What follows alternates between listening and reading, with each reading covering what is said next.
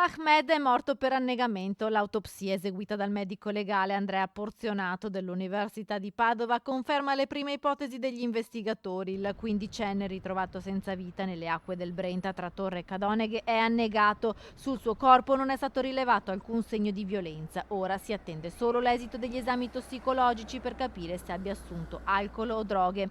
La procura continua comunque ad indagare anche per istigazione al suicidio. I poliziotti della squadra mobile di Padova hanno sequestrato la PlayStation insieme al cellulare del ragazzo. Alcuni dettagli delle ultime ore di vita di Ahmed, infatti, potrebbero essere nascosti proprio nella memoria della PlayStation con cui il quindicenne ha giocato prima di sparire nel nulla la sera di giovedì 21 aprile.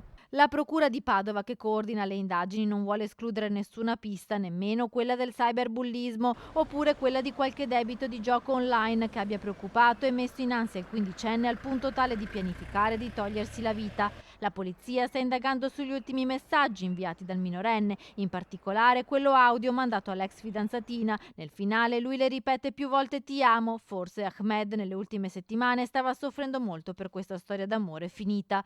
La famiglia è convinta che il ragazzo fosse in compagnia di qualcuno quando ha mandato gli ultimi messaggi. E l'unica cosa che non ci convince è Ahmed uscito da casa senza internet sul telefonino. Comunque è per quello che chiediamo come mai ha mandato messaggi tramite il suo telefono mentre il telefono non ha internet.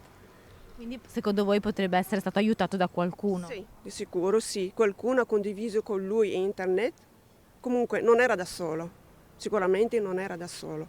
La famiglia di Ahmed, che vive nel quartiere di Torre a Padova, sta organizzando con gli amici una fiaccolata per ricordare il ragazzo e per chiedere che sia fatta chiarezza sulla sua morte. Mi rivolgo a tutti i ragazzi, amici e compagni di Ahmed. Per favore, raccontate tutto quello che sapete sul vostro compagno.